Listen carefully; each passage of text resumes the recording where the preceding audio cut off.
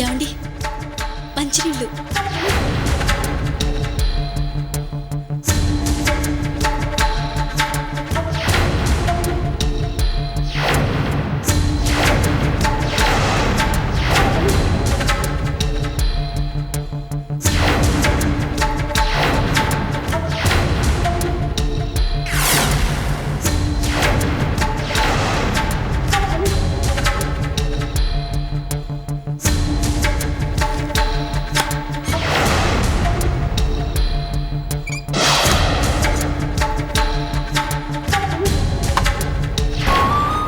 చూస్తే వెంకట్రావు గొడవ చేస్తాడని అమ్మ చెల్లి టెన్షన్ పడుతుంటారు. ఇప్పుడు ఏం చేస్తారు?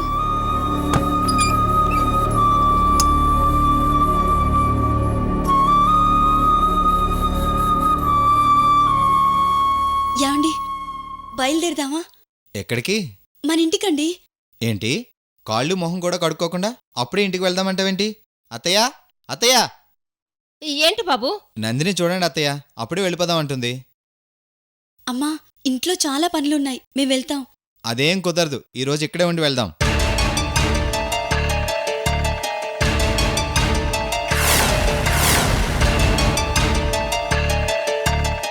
నందిని, వారం రోజులుగా అక్కడ మన ఫుడ్ దొరక్క చాలా ఇబ్బంది పడ్డాం. అత్తయ్యతో నాకు ఇష్టమైన పాలకూర పప్పు చేయించుకొని భోంచేసి రెస్ట్ తీసుకుంటాను, ఆ తర్వాత వెళ్దాం. ఏమంటారు అత్తయ్య? అలాగే బాబు, నేను కూడా పాలకూర పప్పే చేస్తున్నాను. అవునా? అవును బాబు. చూసావా, అత్తయ్య నేను వస్తున్నానని ముందే ఎక్స్పెక్ట్ చేసినట్టున్నారు. సరే ముందు మీరు వెళ్ళి ఫ్రెష్ అయ్యండి. అలాగే.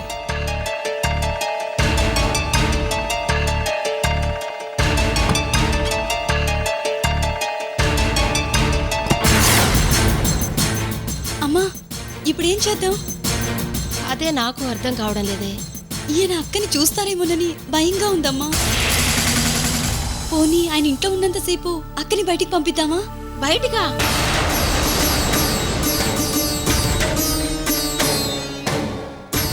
అవునమ్మా.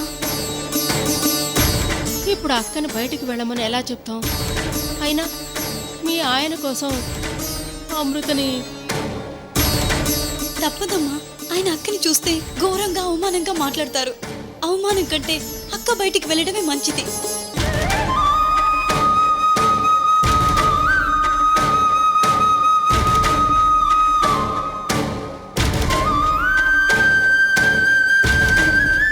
సరే, ముందు అక్కకి ఈ విషయం చెప్దాం పద.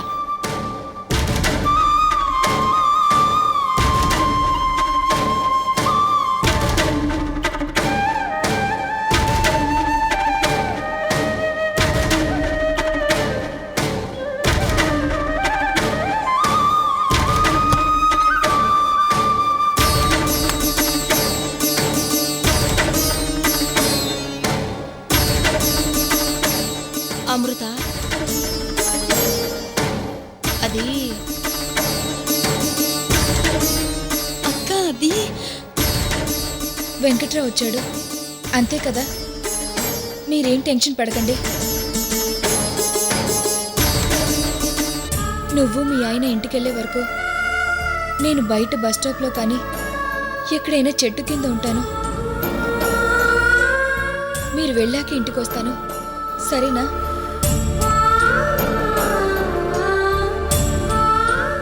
అమృత, పర్వాలేదమ్మా, పరిస్థితుల్ని నేను అర్థం చేసుకోగలను. నువ్వెక్కడికి వెళ్లాల్సిన అవసరం లేదక్క, రూమ్ లోనే ఉండు. ఆయన ఇటువైపు రాకుండా మేనేజ్ చేస్తాను. ఆయన వస్తున్నట్టున్నారు, నువ్వు లోపల. మీరు వెళ్ళండి, నేను లోపల దాక్కుంటాను.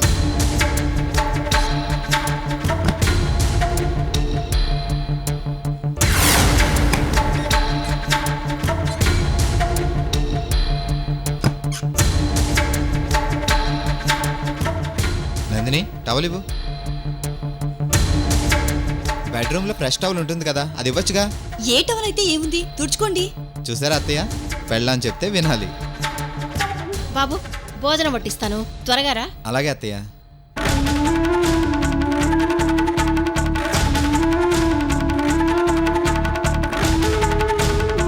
రా బాబు, కూర్చో, నేను భోజనం వడ్డిస్తానే. నందిని, ఆ బ్యాగ్ తీసుకురా. ఇప్పుడు బ్యాగ్ ఎందుకండి? మీరేం తెచ్చారో తర్వాత చూస్తాను. చూడ్డానికి కాదులే, మరి ముందు నువ్వు వెళ్ళి బ్యాగ్ తీసుకురా.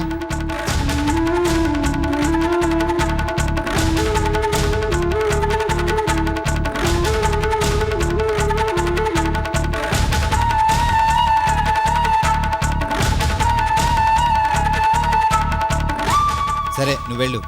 ఇప్పుడు మీకేం కావాలి? నాకేమీ వద్దు. అయితే ఈ బ్యాగ్ ఇవ్వండి, లోపల పెట్టొస్తాను. బ్యాగ్ సంగతి నేను చూసుకుంటాను, నువ్వు వెళ్ళి భోజనం సంగతి చూడు. సరే, మీకేం కావాలన్నా నన్ను అడగండి. మీరు ఇక్కడి నుంచి కదలకండి, సరేనా? సరే సరే.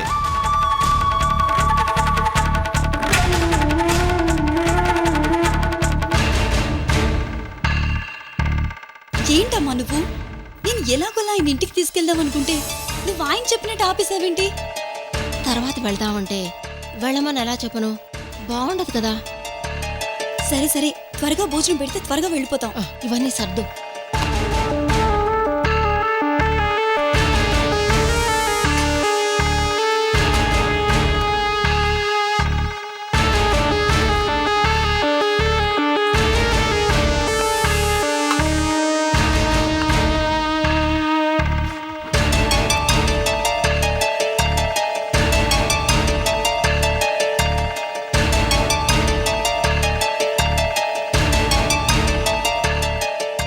ఒకవేళ వెంకట్రావు హఠాత్గా నా రూమ్లోకి వస్తాడేమో. గెడవేస్తాను.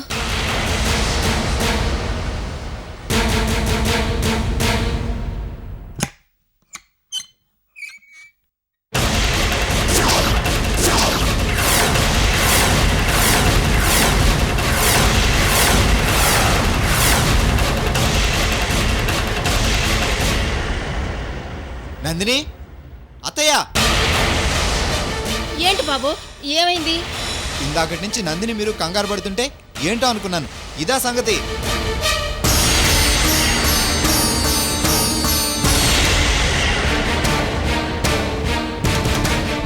బాబు, అది అమృత. అత్తయ్య, అమృత మీ ఇంట్లో ఎందుకుంది?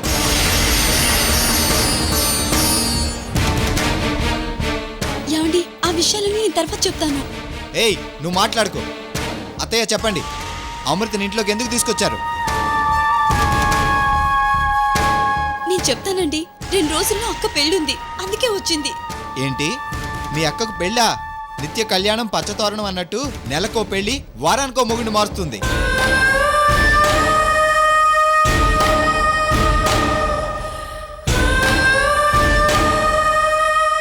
అయినా ఇప్పుడేదో పవిత్రంగా పెళ్లి చేసుకుంటున్నట్టు ఇంటికెందుకు తీసుకొచ్చారు? ఏంటత్తయ్య మాట్లాడరు? అసలు మామయ్య ఎలా ఒప్పుకున్నారు?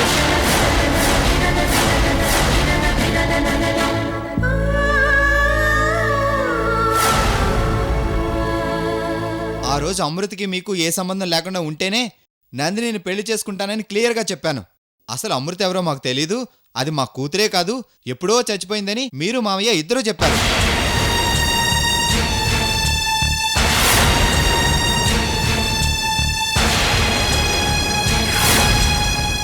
ఆ రోజు అలా మాట్లాడి ఈరోజు అమృతని ఇంట్లో తెచ్చిపెట్టుకుంటారా? ఏమండి, నేను చెప్పేది కాస్త వినండి. అసలు విషయం మీకు తెలీదు. ఆ విక్రమ్ నాన్నని కిడ్నాప్ చేశాడండి. ఏంటి, విక్రమ్ మామయ్యని కిడ్నాప్ చేశాడా?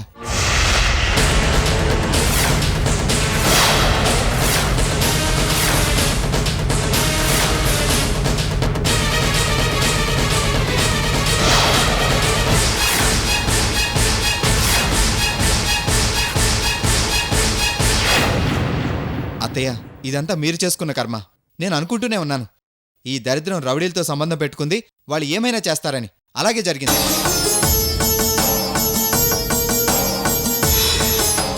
అందుకేనండి నాన్న కోసం అక్కని ఇంటికి తీసుకొచ్చాం.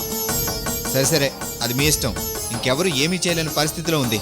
ఈ విషయంలో మేము ఎవరైనా కలుగు చేసుకోవడానికి కూడా మాకంత శక్తి లేదు. ఎలాగలా మీ చావు మీరే చావండి.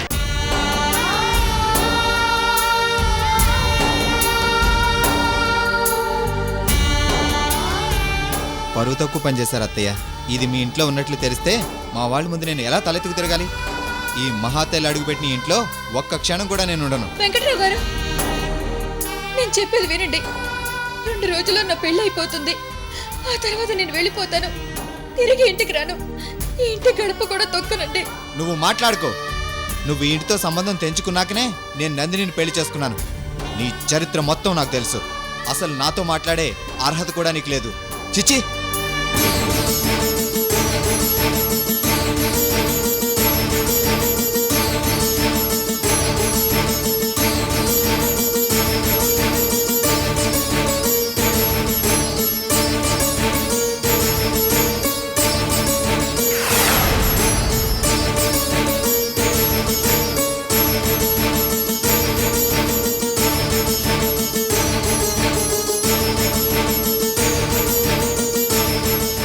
ఏమండి, ఆగండి. బాబు వెంకట్రావు, ఆగు బాబు, నేను చెప్పేది విను. అత్తయ్య, అమృత విషయంలో నేను ఎవరి మాట వినను. నందిని, నువ్వు మీ అక్క పెళ్లి కాదని ఇక్కడే ఉంటే అది నీ ఇష్టం. ఆ తర్వాత నా ఇంటికి రాకు. లేదు నాతో వస్తానంటే సరే, కాపురం చేస్తాను. నేను బయటే ఉంటాను. ఏ విషయం తేల్చుకుని రా.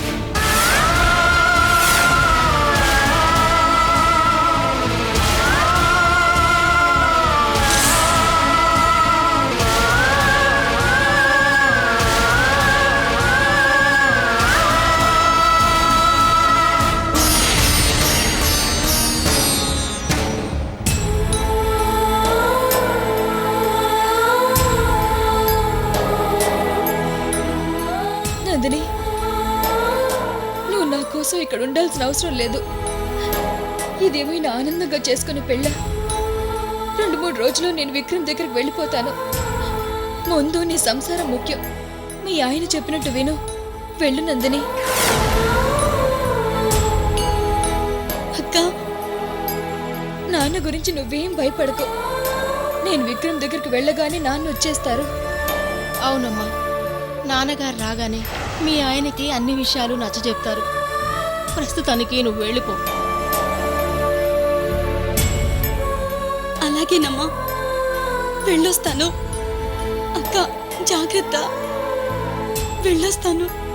నిన్ను మళ్ళీ చూస్తానో లేదోనని భయంగా ఉందక్క. నీకు అన్యాయం జరుగుతోందక్క.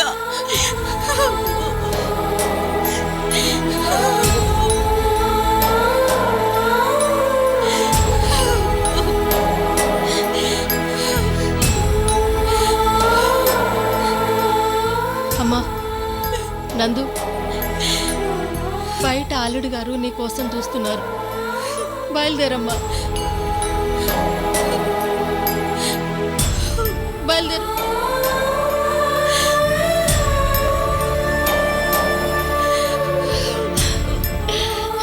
వెళ్ళిరారా.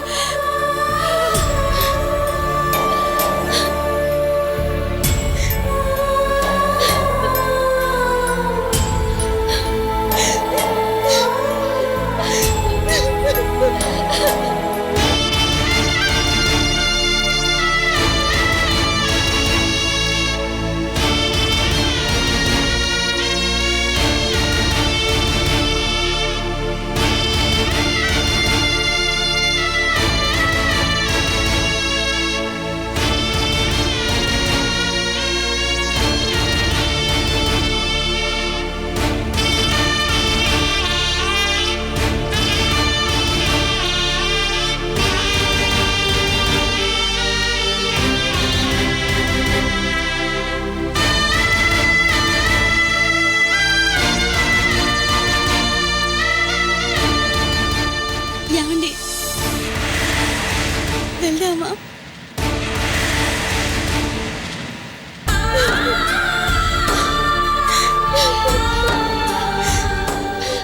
అమ్మా అమృత, ఆ అబ్బాయి అన్న మాటలు ఏమీ మనసులో పెట్టుకోవద్దు తల్లి. లేదమ్మా, ఎవరెన్ని మాటలన్నా నేను పట్టించుకోను. నా కోరిక ఒకటే, నాన్నని విడిపించాలి. నాన్న క్షేమంగా ఇంటికి రావాలి. అదేనమ్మా నాకు కావాల్సింది. అమృత,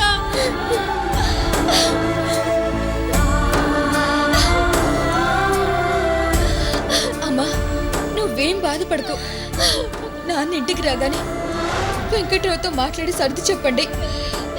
అర్థం చేసుకుంటాడు. సరేనా?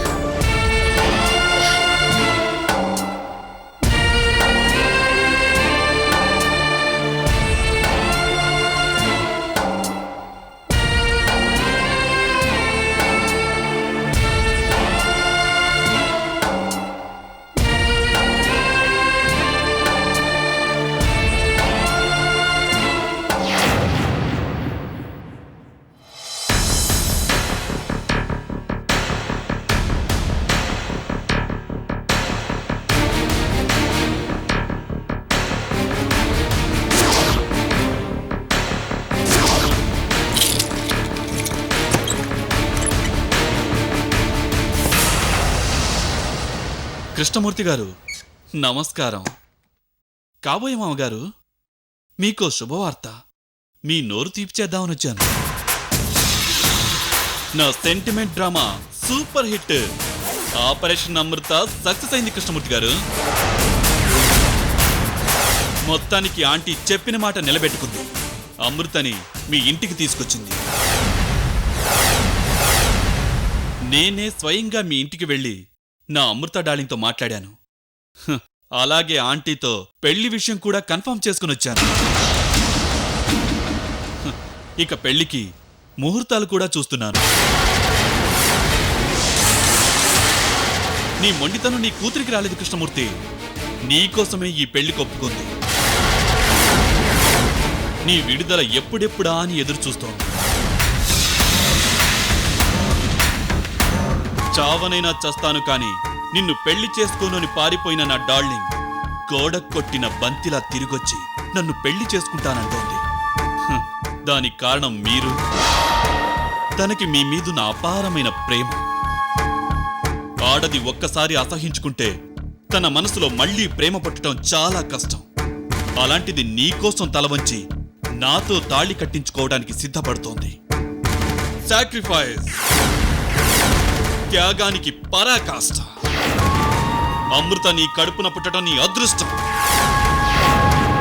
నా డార్లింగ్ గొప్పదని ఒప్పుకో కృష్ణమూర్తి.